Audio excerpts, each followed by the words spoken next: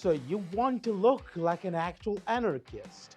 Anarchism, especially ideologies like anarcho-communism, are not told not just by the way they behave, but mainly at a simple glance by their looks, in a world where we judge books by their cover most of the time. So I'm going to share with you a rather open secret as a fellow anarchist. 3 correct, cool, and appropriate ways on how to dress like an actual anarchist. I think it's in our educational spirit to share these guidelines with you, so let's dive in. But before I do that, a little caveat, if you will. These guidelines on how to do the anarchist fashion usually give away the assumption that you already are not treating anarchism as a fashion statement. Unlike certain people I know do, but rather come here to complement your anarchist ideas with your head with the outside fashion look. There are some heavy implications to this sort of fashion that I want to say for the end of the video, but I hope that remains obviously clear. Stay away if you're just using anarchism or leftism even as a fashion statement like some sort of rich bourgeois Hassan biker looking ass. No, I'm serious. If this is not for you, if you to pretend you're an anarchist and treat anarchism like some sort of tourist attraction, leave this video if you're like that. Now,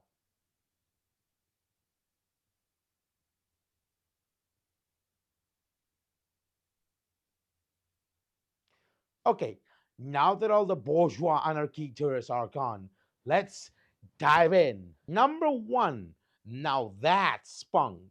The typical image you kind of associate modern anarchists with, and thanks to capitalism for that, is the punk street guy who dresses all in rags, chains, jeans, or leather, and something similar to a mohawk. The so-called anarcho-punk stereotype that looks more like Bebop from the Teenage Mutant Ninja Turtles or something like that. The kind of person who will hang out in dirty pubs or concert halls, pissing on a nearby corner of the street like an utter pig. This is most likely a stereotype, thanks to capitalism for that, but punk aesthetic doesn't necessarily need to equate to that very stereotype. For starters, you don't need to spend a lot of money on expensive clothing like some of the more fortunate hypebeast zoomers doing supreme clothing and such, because the nature of anarchist punk are the rags or street rags, and mostly about the DIY or do-it-yourself nature of everything. You can grab a cheap-ass jean jacket or similar on a cheap-ass clothing store or flea market, as well as jeans, a cheap piece of merch t-shirt and the sort. As with the rest of decorations, don't stress your wallet too much. Sometimes even the leftover chain of a broken toilet flush chain can be stitched to your pants or so. You can also tear your jeans or tear apart the sleeves of an average jean jacket so it looks punk and tough, like a tough guy or girl or envy. Look, I'm not designed to discriminate. Looks, though, are not just about the clothing. You need to change your physical body attributes as well to make yourself look punk enough. The mohawk is complicated to maintain a lot of times, especially if you don't shampoo it very frequently. So there's a whole plethora of other punk-like hairstyles to go for. Or you can even, big shocker, shave your head completely and get yourself bald like an actual redskin because yes, redskins are a thing. It doesn't mean you're one of those fascist skinheads. Now that is the look of someone getting in fights in a soccer stadium. And if you want to go the extra mile and got some extra bit of money to spare, tattoos and piercings might be good enough for you too. Obviously, tattoos can be painful in certain parts if you're not too well used to them. And I mean, just look at these I got. The one that hurt more is the one in the chest. The one in my arm is mostly a nothing burger, but I still it's annoying to hear painful. Piercings, on the other hand, require making a hole in certain parts of your body, and if that isn't your cup of tea, I understand it, so you better stay away from those if you're afraid of needles or you're already icky with opening holes in your body. I wouldn't personally get, for instance, a piercing on my gold dick because I have a personal ick against that for obvious fucking reasons. But I got 2 piercings, one in my lower lip and another in my nipple, which I can obviously show because that will count as nudity on YouTube and I won't want the YouTube bots to consider that for a second. But they're both silicone piercings, which are ideal for comfort and not having trouble with the doctor's radiography or something. Both piercings and tattoos will also need an aftercare after being made on your body. Tattoos require to apply cream on the tattooed area so the skin doesn't hurt and hydrates. and the piercings require you to sort of clean with saline or similar to heal the open wound and make out of it a natural hole. Obviously, you don't need to go overboard with the tattoos or piercings, but you do you, even though they can amount to be rather expensive if you got so many. But this punk look has not always been the look of anarchists. In fact, it looks more like a stereotype that will be easier to get into bar fights than to convince anybody of anarchist theory. And that's where the second way of dressing up currently like an anarchist comes in. Number two, the Stirner look. You can call this like a rather too vintage look, but it's the closest you can look as an actual anarchist who can have the actual frontal lobe wrinkly enough to think about the actual practice as not about whether you wore a condom last night or you were drunk after a Liverpool match. Basically, I coined this term personally for this look as the Stirner look, which is named after the German anarchist philosopher Max Stirner, someone who even thinks ideology itself is a spook designed to scare you off and act like some sort of primitive primate.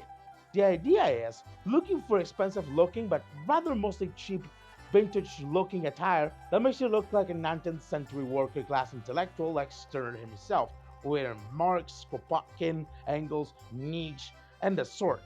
You can probably look these over on a site like Alibaba or AliExpress where you can find knockoff bootleg Gucci coats and the sort that are way cheaper than the real non-Chinese counterparts. You can also wear them either on black or brown, but entirely because that's a cause of a complete utter loser who will probably achieve nothing in capitalism for the most part. I say loser in a good way, unlike anarcho-capitalists who are losers in a certainly bad way for thinking the sort of nonsense ideas they have about what they call their version of anarchism. Look, just because you got a collection of knives and you call yourself a libertarian doesn't mean you're an actual anarchist. You hear that, Gabe Newell? You fat fucking piece of garbage human being. I know we rely a lot on Steam from our games, but frankly, if you know Steam as a game dev, you know it's pain and suffering. All thanks to gaming himself and his shitty ANCAP ideology. Anyway, this is the kind of look you will go for if you got more intellect than the average soccer hooligan, or if you want to be pedantic. But it's a more historically and philosophically accurate way to dress as an actual anarchist. But I think there's a better way to dress as one. In fact, a way better one at that. And that is number three. Just dress up like normal, you pedantic ass. That's right. You don't need to buy clothes or look like a guy on a cheap rags or like a 19th century smartass in order to be an anarchist. You, from your head, can already be an anarchist. You could even dress like a homeless person in a beanie and an average looking Adidas winter coat, like the guy who usually goes, "Yeah, I like some goobers, yo." The point of being an anarchist is to be as much of the working class as possible and believing thoroughly in the benefit of the actual worker class, something a lot of these anarchism bourgeois tourists tend to fail to do. There's gonna be the people like Hassan Piker who use anarchism or even leftism as a fashion statement so they can chase money or clout like in typical bourgeois fashion. So that's why I want to avoid these people instantly from the start of this video. This video is not for them. And frankly, this is going to be another video on how capitalism is to blame for all these sorts of problems. Capitalism itself was conditioned through enough propaganda, psyops, and the sort that these sorts of anarchy stereotypes are acceptable within anarchist communities, looking like, I don't know, Bebop and Rocksteady from TMNT and Piss on the Street corner and getting bar fights as they accept your way to be an anarchist punk when that's not the case. And to be an anarchist with an actual frontal lobe enough to think better than these punks or skinheads, you don't need either to look like Stirner or Kropotkin.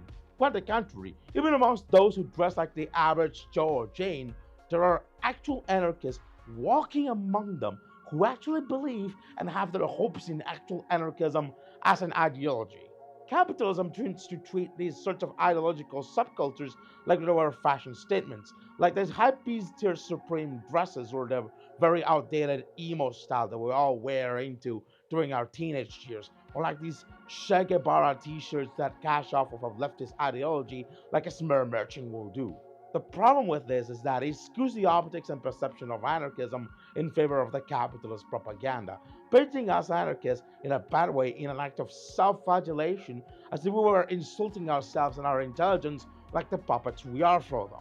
And so, the main point I want to make here is it doesn't matter how you look or dress. To be an anarchist, you must act like an anarchist, like an actual one. And that takes a lot of headspace to nail those ideological ideas into your thick skull. At the end of the day, you don't need a silly label to put yourself on and try yourself on like a piece of clothing. Just believe on whatever you want to believe. Unless you're a Nazi, in which case you'd be better off with a head bashed in, you pig.